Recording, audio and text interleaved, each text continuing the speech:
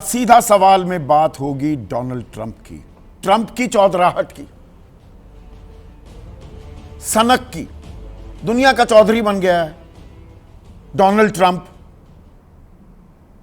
और उसमें ग्रेट बनाने की, अपने देश को महान बनाने की एक फितूर तो चढ़ा ही था, और उसका चुनावी फायदा भी मिला, जिसके चलते डोनाल्ड ट्रंप राष्ट्रपति बन गए। मेक अमेरिका ग्रेट अगेन, वो मूवमेंट, फायदा मिला। अब वो दरअसल ईरान को भी ग्रेट बनाने के लिए, महान बनाने के लिए, महान नाम की एयरलाइंस भी चलाता है ईरान, जिससे जो भारतीय वहां फंसे हुए हैं उनको लाया भी जा रहा है। तो अब ईरान को महान बनाने चले हैं, यानी कि परमाणु हथियार ना बना पाए ईरान, उसे रोकने के लिए जो बमबारी की गई थी परमाणु ठिकानों पर, वो महज एक बहाना था। दरअसल वहां से खamenei को, वहां के निजाम को, वहां की सरकार को हटाना है डोनाल्ड ट्रंप को। डोनाल्ड ट्रंप कह रहे हैं भैया सत्ता परिवर्तन है अब तो हमें करना, और उसी के चलते Iran will be great again, make Iran great again. अब देश में हमारे यहां पर अलग अलग लोगों के रुख और रवैये हैं। कुछ लोग कह रहे हैं ईरान ने बहुत गलत किया है, इजराइल ने जो हमला किया वो बिल्कुल जायज है, जो दादागिरी दिखा रहा है अमेरिका वो तो होनी चाहिए थी। आप परमाणु हथियारों से दुनिया को कैसे डरा सकते हैं। कुछ लोग कह रहे हैं कि भाई ईरान के साथ सरासर नाइंसाफी की जा रही है, यह नाजायज है। इजराइल के पास खुद परमाणु हथियार हैं, एनपीटी पर दस्तखत नहीं किए, उसको रोकने की हिम्मत किसी की नहीं है। UNBIAEA भी चुप बैठ जाता है। पर इस सब के बीच एक बड़ा सवाल ट्रंप की ये ग्रेट सनक से जो उभरकर सामने आता है। आज तो ये ईरान में ईरान को महान बनाने चले हैं डोनाल्ड ट्रंप, कल वो कहने लगे भारत को भी ग्रेट बनाना है, भारत को भी महान बनाना है, मेक इंडिया ग्रेट अगेन। और मौजूदा सरकार ये काम नहीं कर पा रही। अब सनकी आदमी को कौन रोक सकता है। जब पाकिस्तान को अपने प्यार का इजहार करते दिख सकता है डोनाल्ड ट्रंप कि मुझे बेइंतहा प्यार है पाकिस्तान से, उस जिहादी जनरल के साथ बैठकर लंच कर सकता है डोनाल्ड ट्रंप, तो दिमाग में यह खुराफात आ जाए तो क्या होगा। और दुनिया में जो उथल पुथल मची हुई है, रूस कह रहा है यह बिल्कुल नाजायज है, ऐसा नहीं होना चाहिए था। संयुक्त राष्ट्र सुरक्षा परिषद में एक प्रस्ताव भी हमले की निंदा करते हुए पेश कर दिया गया है, कल ही रविवार के ही दिन। तो भारत के लिए भी क्या सबक आ रहे हैं सामने। आपकी राय, आपके सुझाव और आपके सवाल क्या हैं, क्योंकि ये सीधा सवाल के अहम हिस्सा बन चुके हैं, उनका रहेगा इंतजार। तो आज सीधा सवाल में बात होगी ईरान इजराइल युद्ध की। 11वां दिन है, युद्ध और भीषण और भयंकर रुख अख्तियार करता दिखाई दे रहा है।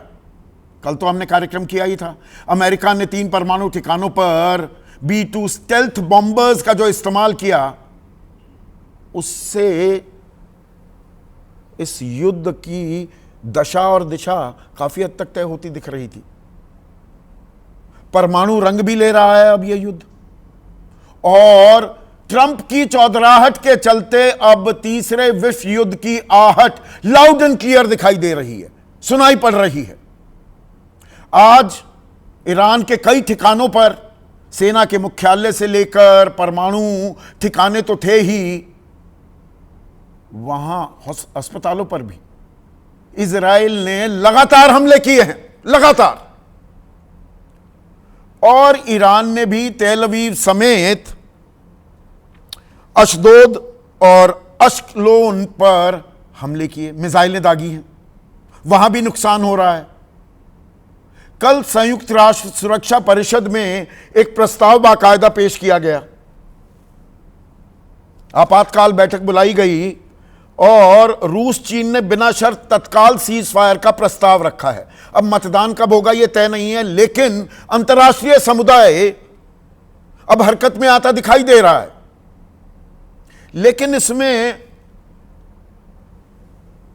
डोनाल्ड ट्रंप ने वो चौधराहट की जो सनक है, उस सनक में एक और अध्याय जुड़ गया है।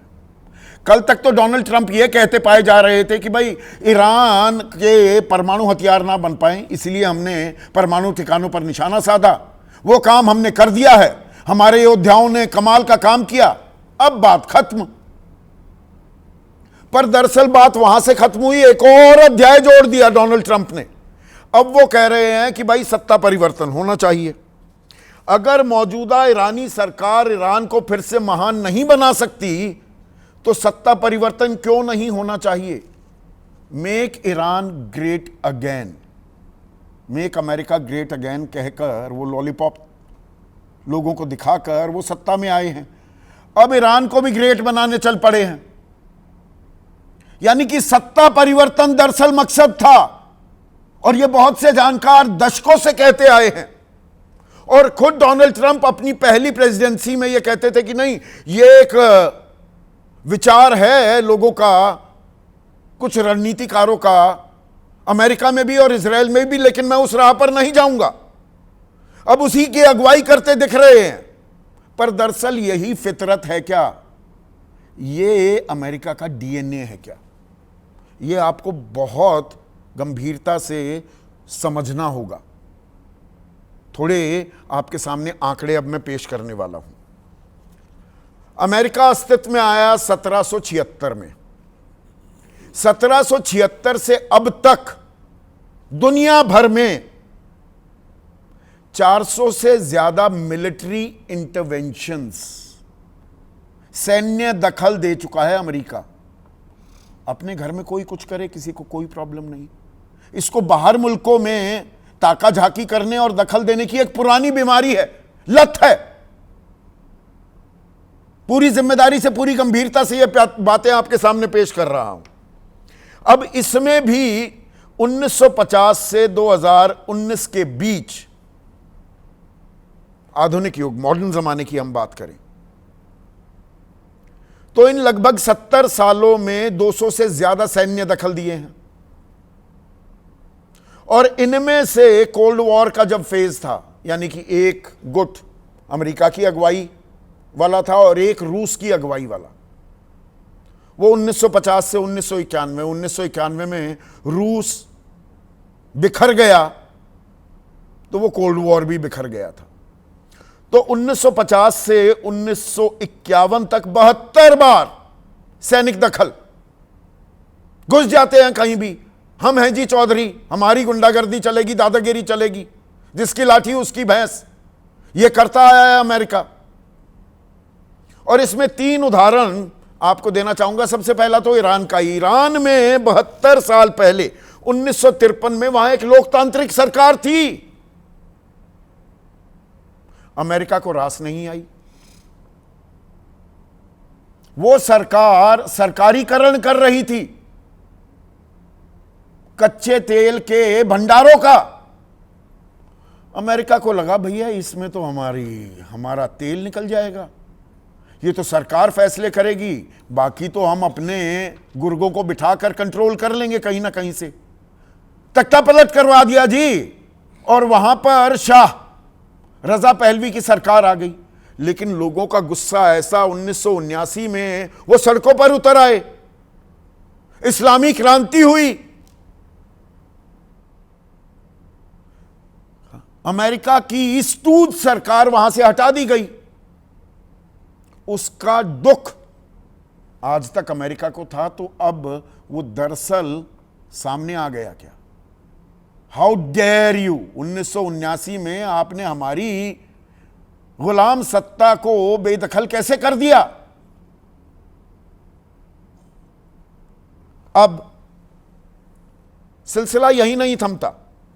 अफगानिस्तान में घुसे अमरीकी, तालिबान को हटाया 2001 में, और वही तालिबान अब 2021 में वापस आ गया है अफगानिस्तान में। जहां जहां ये हाथ डालते हैं, बर्बाद करते हैं उस देश को, यहां तालिबान फिर से आ गया। इराक 2003 में घुस गए। इराक में वेपन्स ऑफ मैस डिस्ट्रक्शन है, विनाशकारी, महाविनाशकारी हथियार। सद्दाम हुसैन तख्ता पलट ही नहीं, उसका कत्ल भी किया गया। क्या हुआ इराक का? इराक का क्या बना? खुशहाल इराक जो था, या जिस भी हालत में था, वो आईसिस के आतंकवादियों के कब्जे में आ गया।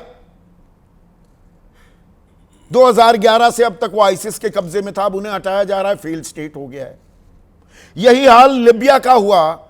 2011 में वहां पर कर्नल गद्दाफी के खिलाफ लोग सड़कों पर आए, अरब स्प्रिंग्स उसे कहते थे उस मूवमेंट को, पर नहीं, अमेरिका कहां से मानेगा। नेटो के हवाई जहाजों से एयर स्ट्राइक्स कराए, गद्दाफी को पकड़ा, उसका कत्ल कर दिया, और 3 साल बाद वहां ऐसा गृह युद्ध शुरू हुआ 2014 से, जो अब तक नहीं थमा है।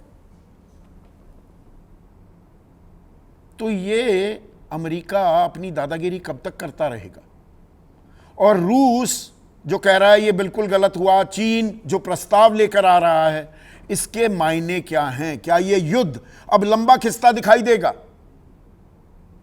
और जो समर्थन दिया जा रहा है, अमेरिका के बारे में कुछ नहीं बोला जा रहा, कल वो हमारा नंबर लगाने लगे तो?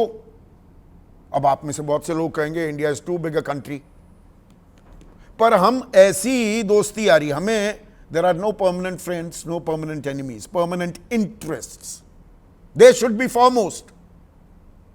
Are they foremost? और ये लड़ाई अगर लंबी खिंच जाती है तो एक छोटी सी वानगी आपको देता हूं। 86% कच्चा तेल हम बाहर से मंगाते हैं, उसमें से ईरान पर तो प्रतिबंध लगा दिए, तो हमने वहां से लेना बंद कर दिया। पर ईरान और ईरान की संसद ने यह प्रस्ताव पास कर दिया है, स्ट्रेट्स ऑफ हॉर्मुज जो हैं उसे रोक सकते हैं। वहां पर दिन के जो 100 जहाज तेल से लदे हुए, दुनिया की 20% कंजम्पशन डेली वो इसी इलाके से आती है। अब इन शिप्स को, जहाजों को थाम दिया, रोक दिया अगर ईरान ने, तो हमारे ऊपर भी असर पड़ेगा।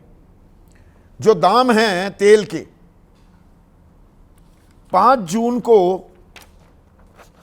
18 दिन पहले $65 थे, आज की तारीख में $77 पर बैरल, और हॉर्मुज स्ट्रेट अगर बंद हो गया तो $130 पर बैरल भी जा सकते हैं। यहां पर हमारे आर्थिक हित भी साधने हैं हमें। क्या हम वो साध रहे हैं? आज इसी पर मैं चर्चा करने वाला हूं। ऐसे में आज का सीधा सवाल अब आपके स्क्रीन पर, ट्रंप की चौधराहट, विश्व युद्ध की आहट, और ट्रंप की ग्रेट सनक, वो सबको महान बनाने चले हैं, भारत के लिए क्या सबक?